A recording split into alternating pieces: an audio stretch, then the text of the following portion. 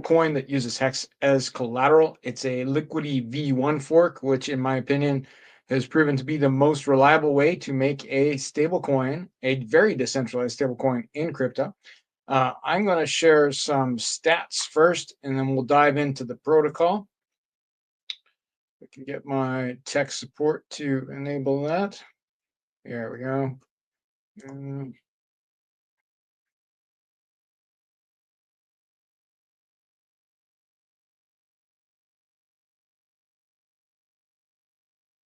Just going to share my entire screen, and then I can jump around a lot.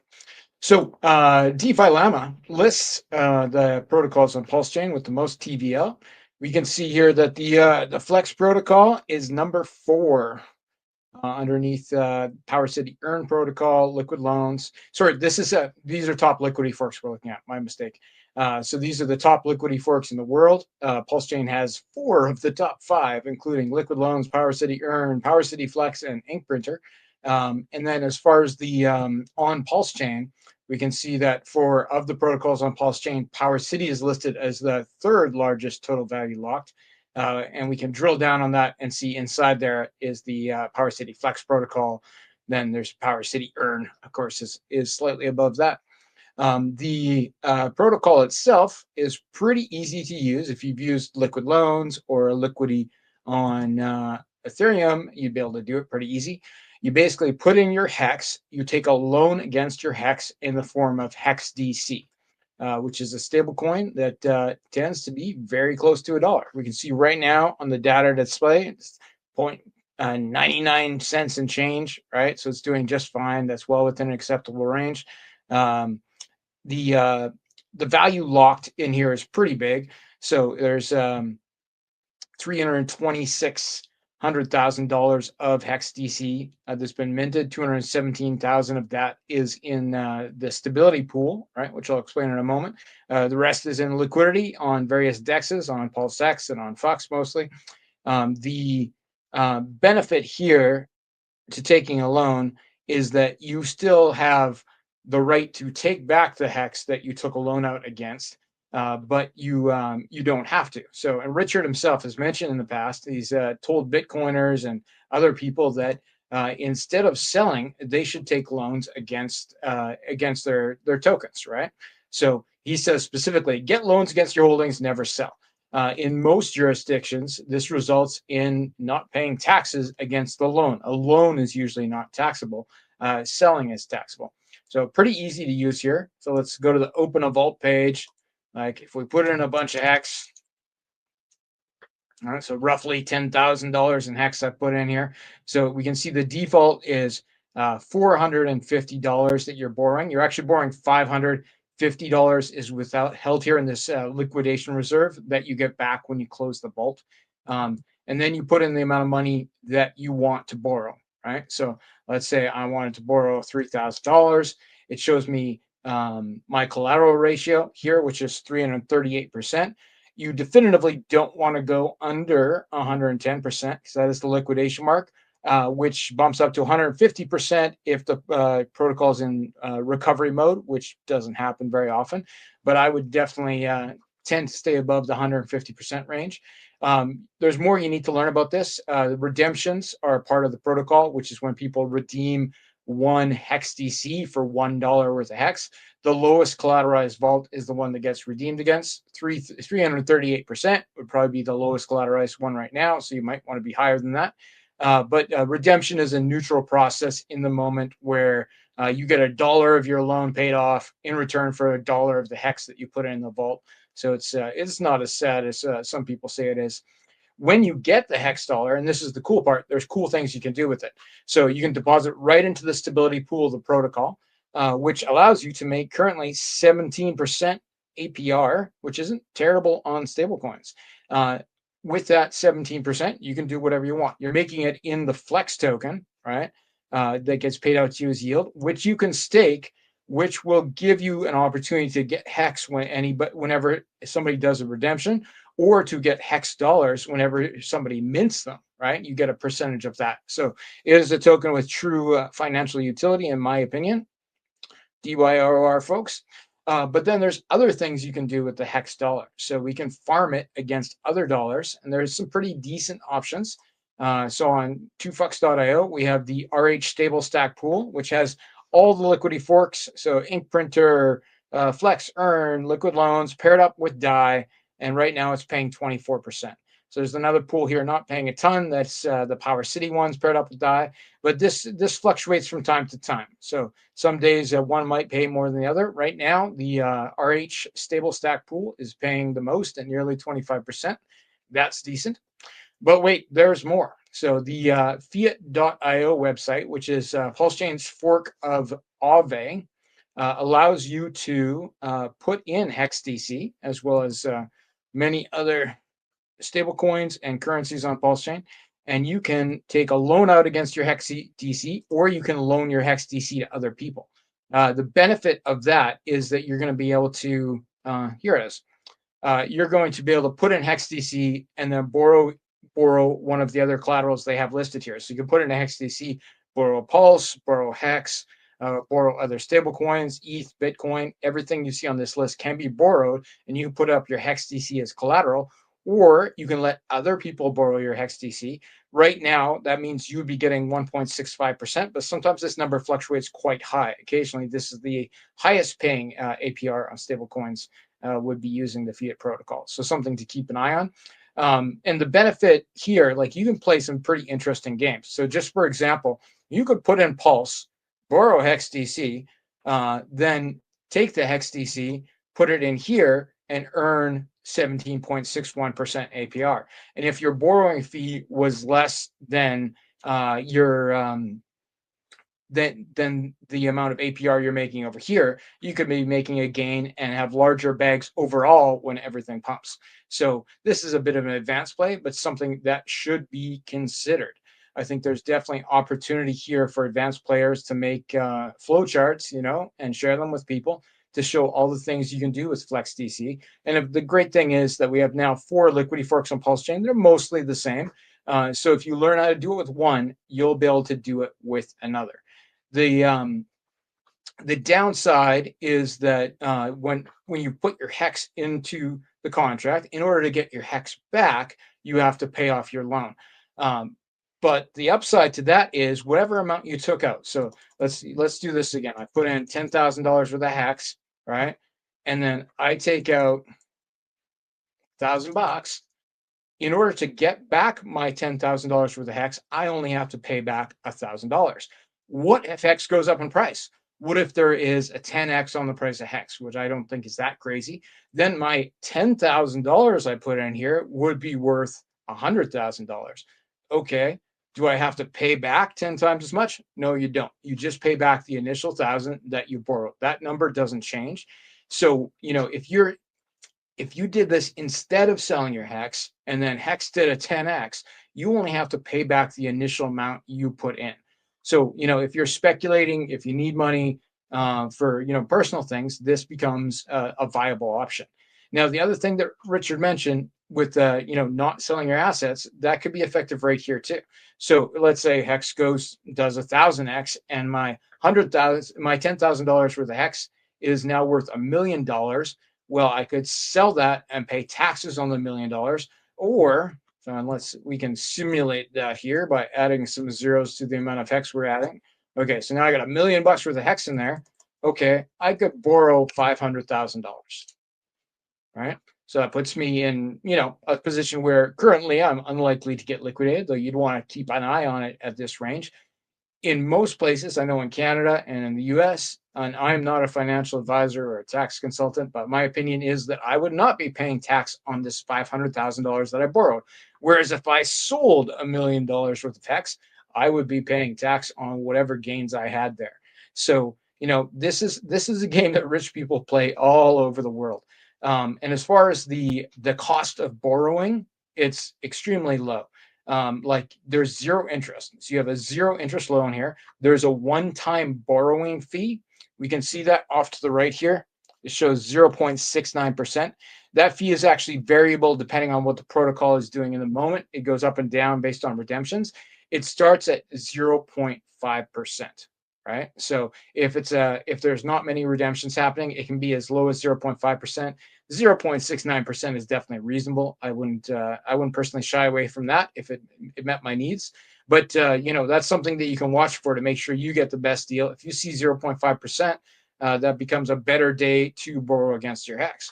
Now, when we look at the concept of like, okay, I can put some hex in here and I can borrow against it, and then I get the stable coin.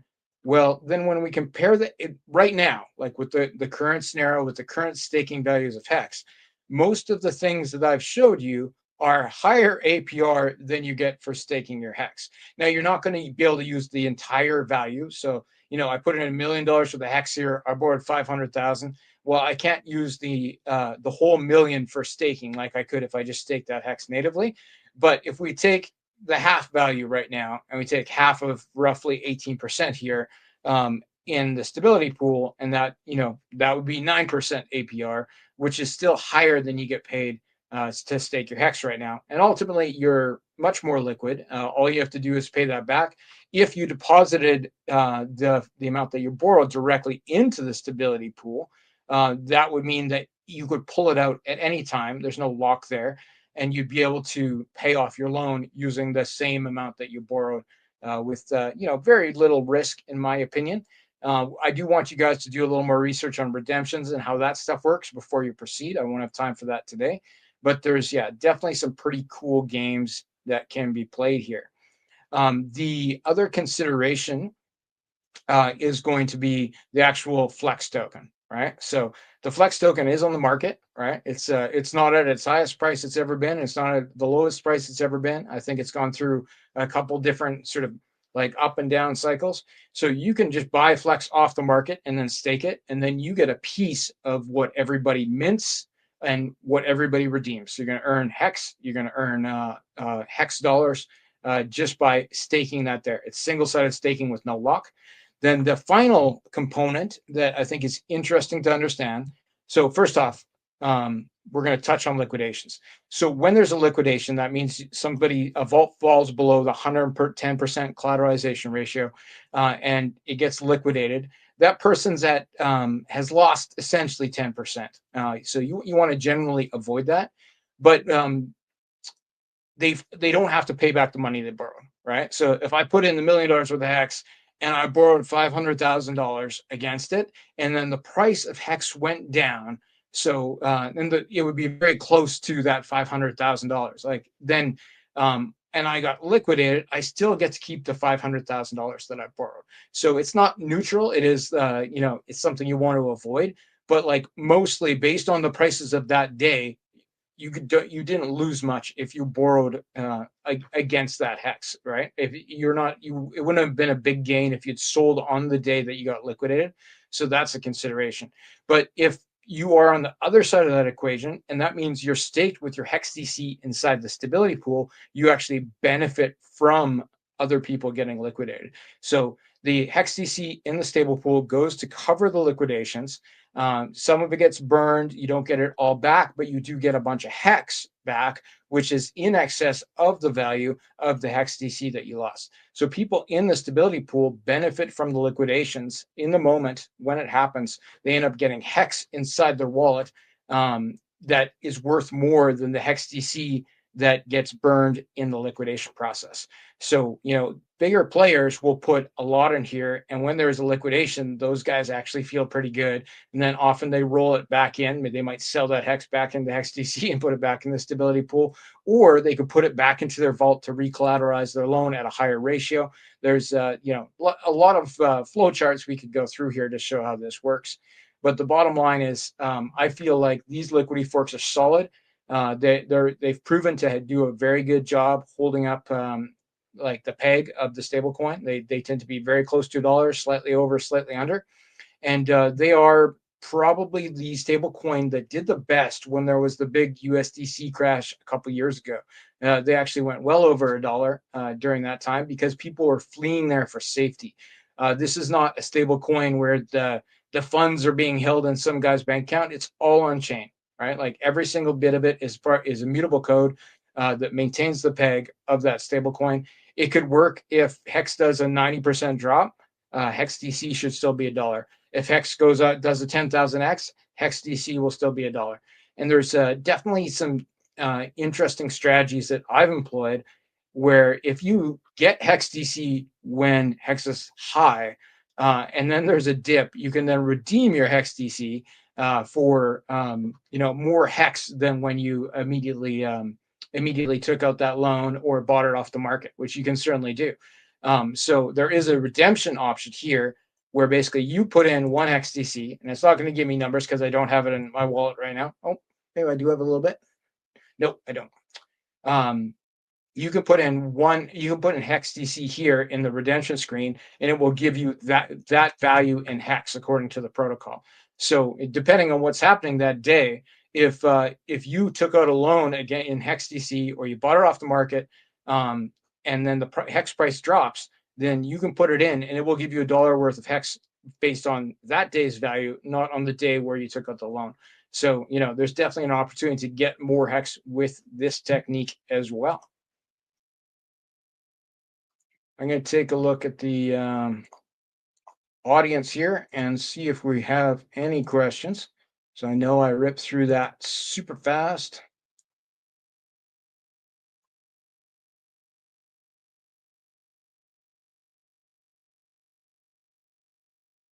Yeah, I don't see any questions there.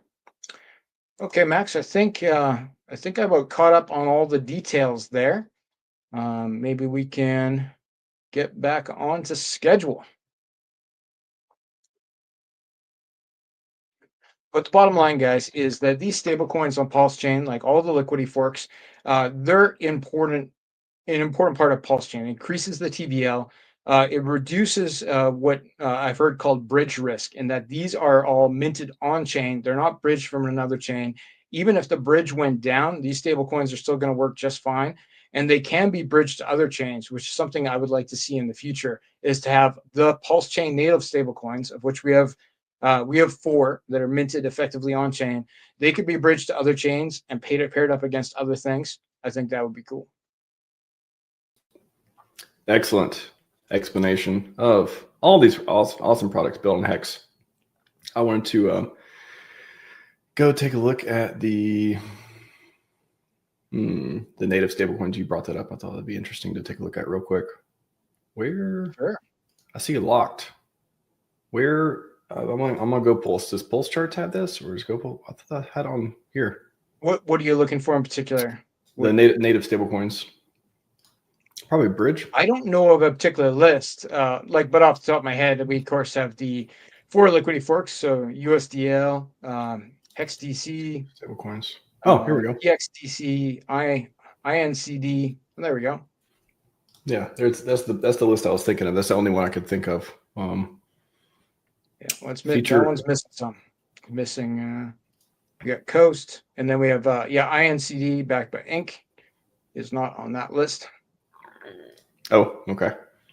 Well, feedback for Go Pulse. I don't know if Pulse Charts has it. Let's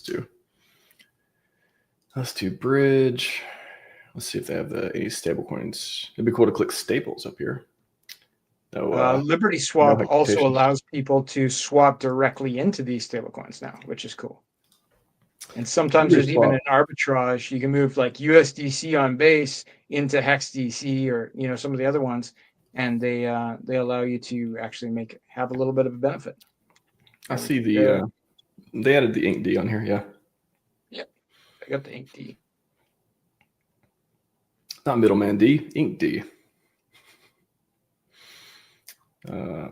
Awesome. Yeah, Liberty Swap. Shout out to Liberty Swap. If you guys want to hop on Hex Week, feel free. Liberty Swap, Gibbs Finance. Anyone who's on PulseChain.com is welcome to join Hex Week.